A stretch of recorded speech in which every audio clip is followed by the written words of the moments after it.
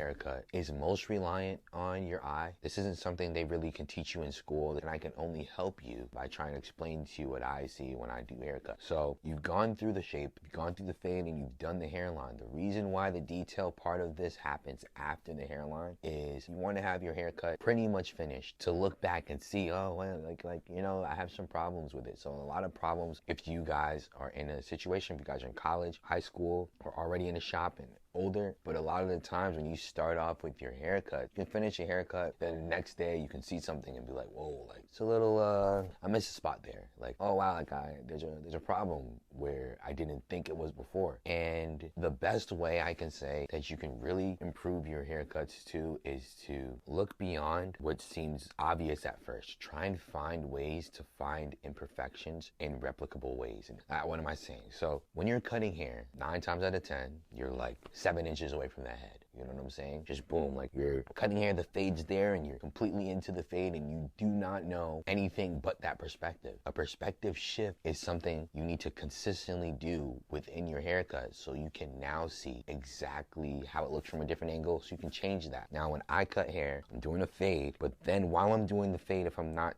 when I'm in the detailing area, I turn the chair and look into a mirror. Now you've heard the term mirror doesn't lie, and the mirror itself is not the contributing factor to what allows you to see whether a fade is there or not. The mirror just allows you to get a little more distance from your haircut so you can see it from a different perspective. And that different perspective can allow you to see things that you wouldn't have seen being so zoomed and focused into the haircut to begin with. Gotta take some close-up looks, look real close, and then you can't really see it, but then when you take a step back, you can see it as well. Now, if you don't have a mirror, you have to take at least 2-3 steps back. Look at the fade and look imperfections of a head, and the dents allow for spots to be darker than we wanted them to be. So we typically say dark spots. There are a couple techniques that you can use in order to salvage this problem. If you do the system from 1 through 3 perfectly, the haircut will still be imperfect because heads are imperfect.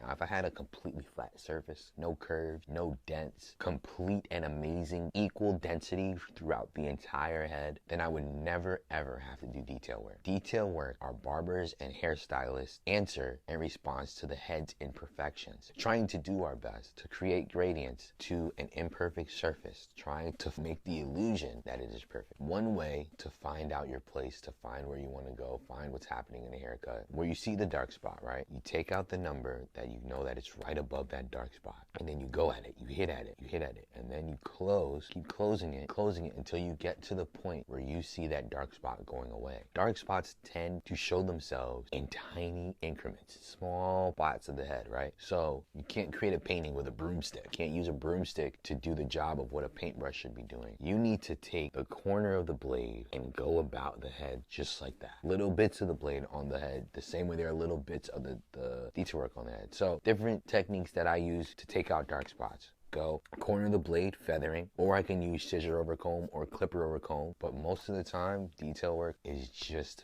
feathering. Just a bunch of corner of the blade all over that. It's simply done, but there are just ways to find it. The way you find where the dark spots or how to manipulate different areas are is, 1, don't be scared to take away hair. Constantly brush away hair, because dark spots can also be the accumulation hair that's already cut in areas that you don't need to touch anymore. Now, I think it's appropriate to say, should have said this earlier, I don't know if I did, but appropriate to say that the efficiency of your haircuts and the completion of them being quality is you knowing when to stop. You have to know when to stop, because if you keep going over the same areas over and over again, you're going to accumulate time and you doing fades in an hour and 40 minutes. The top hair cutters do not cut over the same areas unnecessarily, and your ability to do that is also connected to the quality of the hair tools that you have. Because if I have a Walmart clipper, Color Pros or whatever, I don't want to bash anybody on here, but if I have any tool that demands me to go over the same area in order to get it even at like 7 times, of course that's going to increase the amount of time I'll be cutting hair. You want to have a professional tool. 1 or 2 swipes allows for a very clean cut that you won't keep going over that same area. It won't really do much more damage or make it any more even than after 2 swipes.